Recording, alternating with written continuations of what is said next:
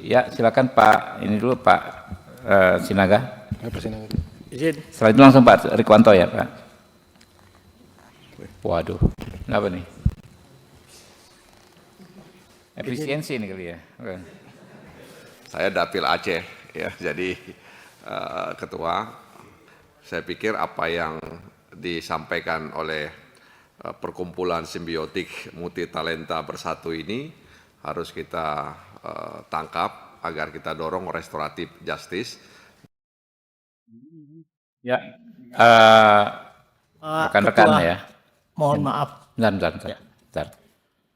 Jadi aturan teknis Perkap, Perja itu harus mengacu pada semangat prinsip RJ itu. Jangan jadi malah penghambat, ya kan? Apalagi itu aturan di bawah undang-undang, ya. Dan kita kan di sini mendapatkan mandat dari rakyat, ya, di mana keputusan atau rekomendasi DPR itu juga memiliki kekuatan hukum yang harus diikuti oleh siapapun juga. Ya, nanti kita bicara rekomendasi seperti apa, mungkin Pak Inca, yang bisa kita keluarkan hari ini. Kan kita berlomba dengan waktu ini. Sambil tetap akan kita agendakan memanggil para aparat penegak hukum terkait untuk waktu yang tidak terlalu lama di minggu-minggu depan mungkin. Ada teman-teman lagi mau kasih? Ya, silakan Pak. Ini dulu Pak Sinaga. Izin. Setelah itu langsung Pak Rikwanto ya Pak. Waduh, kenapa nih?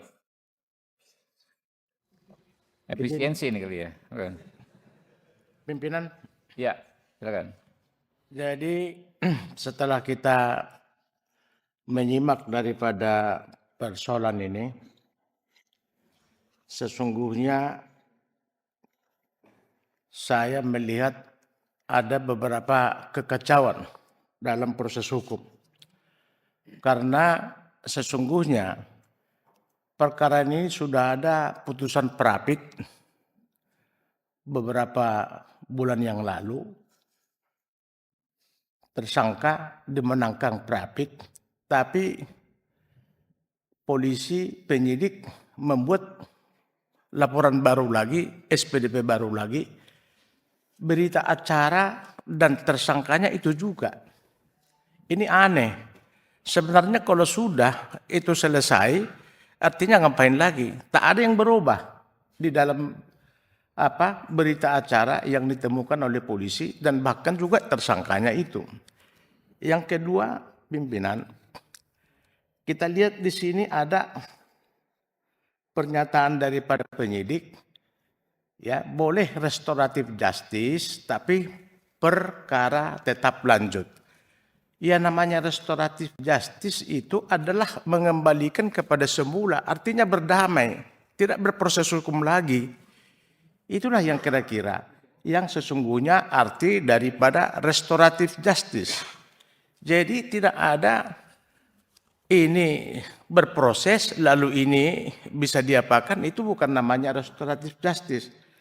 Alangkah baiknya pimpinan, kalau boleh kita panggil saja para penegak hukum dulu tentang kebijakan mereka ini mengabaikan apa yang sudah diprakarsai atau yang sudah disepakati oleh para pihak, baik juga ya pelapor maupun terlapor. Itu mungkin saran dan pendapat supaya ini terang benderang bisa kita berikan satu kesimpulan atau juga masukan terhadap penyelesaian kasus ini. Saya kira demikian pimpinan. Makasih. Ya, ada lagi?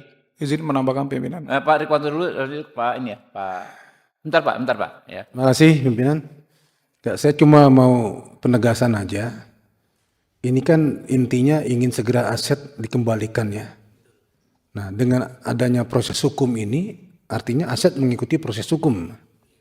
Artinya nanti tunggu putusan pengadilan. Dan aset dikuasai pengadilan kan. Baru selanjutnya bagaimana membalikannya, apakah proses lelang, ataukah proses yang lainnya, begitu. Ini dirasakan sangat lama. Demikian ya. Nah, kaitan dengan restoratif justice, ini restoratif justice yang seperti apa kita juga nggak tahu, apakah kaidah-kaidah hukumnya dipenuhi sehingga kok bisa diabaikan ya. Ini juga kita perbaiki. Mungkin saran itu aja Pak Ketua. Jadi perlu diundang lagi penegak hukum yang dimaksud. Terima kasih. Pak, tambahan Anda relevan nggak dengan yang disampaikan? Izin menambah pimpinan dari pihak SMI pimpinan. Ya, mana? Izin menanggapi penegasan sedikit Pak Hinsa mengenai 3 orang yang DPO tersebut. Kuasa kami penuh Pak melakukan segala proses yang mana menguntungkan pihak klien kami. Terima kasih Pak. Oke. Pak Nasir Jamil. Ya, terima kasih Ketua. Saya ingin berempati saja dengan apa yang dialami oleh rekan-rekan kita ini. Karena dari 16 laporan yang ditujukan itu 1 di Polda Aceh, ya, 1 di Polda Metro, dan 14 di Bareskrim.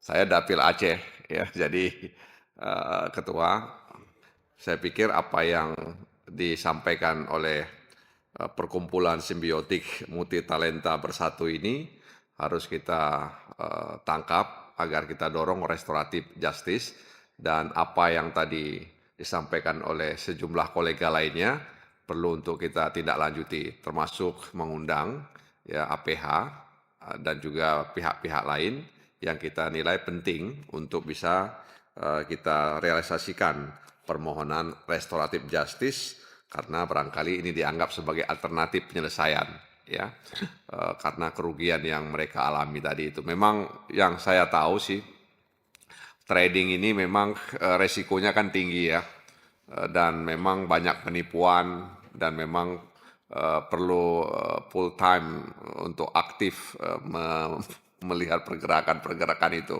Karena keponakan saya juga mengalami hal yang sama, dia hampir sedeng gitu ya, kalau kata orang Medan, ya hampir sedeng dia. Mungkin di antara kita banyak yang tidak tahu artinya sedeng itu.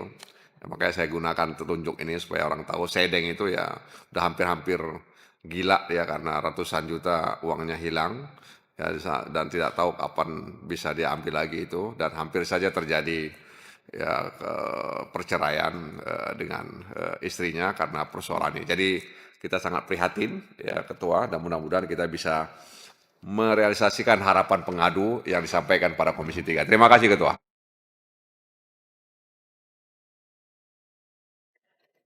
Ya, ini ditangani di Tipit Eksus. Ya, sekarang ya. Oh ya, di polisinya ya. Kejaksaannya apa? Kajari apa? Jagung. Kejaksaan Agung. Iya, Di apa? Pidum berarti ya. Pidum, betul. Pidum. Ya. Jadi nanti paling kita panggil langsung terkait aja. Jadi biar bisa cepat Pak Dirtipit Eksus dengan yang dari Kejaksaan Agung dari Pidana Umum. Tapi untuk hari ini saya pikir ada kesimpulan nih Pak Rudi Lalo. Ini baca dulu.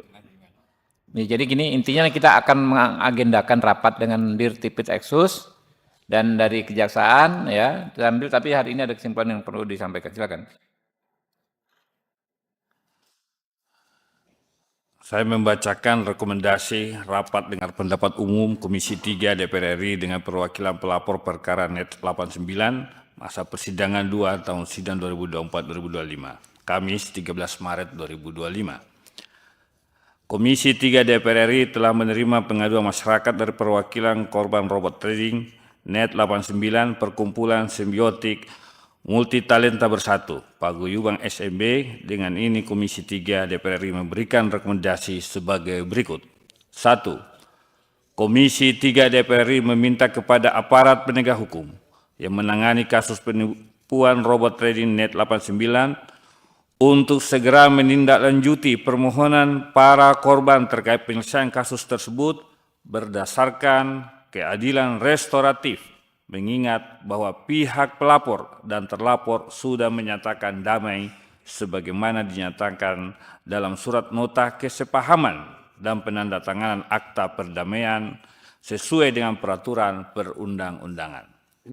Pimpinan sedikit saja supaya lebih fokus kalau boleh masukannya. Kepada aparat penegak hukum, secara khusus, di Tipidetusnya sama apa tadi Pidum ya, Kejaksaan. Kalau boleh saya usulkan, Ya, boleh ya. sebut aja langsung supaya langsung fokus ke yang bersangkutan. Oke. Oke, boleh aja. Saya ulangi Ketua. Udah tinggal penyesuaian, tinggal disetujui atau enggak rekan-rekan? Setuju? Setuju. 2. Komisi 3 DPR RI meminta kepada aparat penegak hukum, Nah itu ya, sama. mungkin berarti secara sama. khusus seperti di atas, Bareskrim dan Jampidum, yang menangani kasus penipuan robot trading 89 agar memastikan barang dan aset sitaan terus terjaga dan nilai aset tidak menyusut serta dilaksanakan secara transparan dan dikembalikan kepada para korban secara proporsional.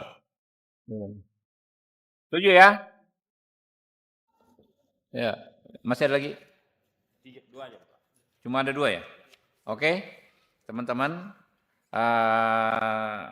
dengan dibacakannya tadi rekomendasi ya, dan keputusan selesailah agenda hari ini, tapi catatannya kami akan kembali mengundang saudara-saudara pada pertemuan berikutnya ya. Jadi nanti ini kami tanda tangani, saya tanda tangani ya, bisa Bapak bawa ini ya.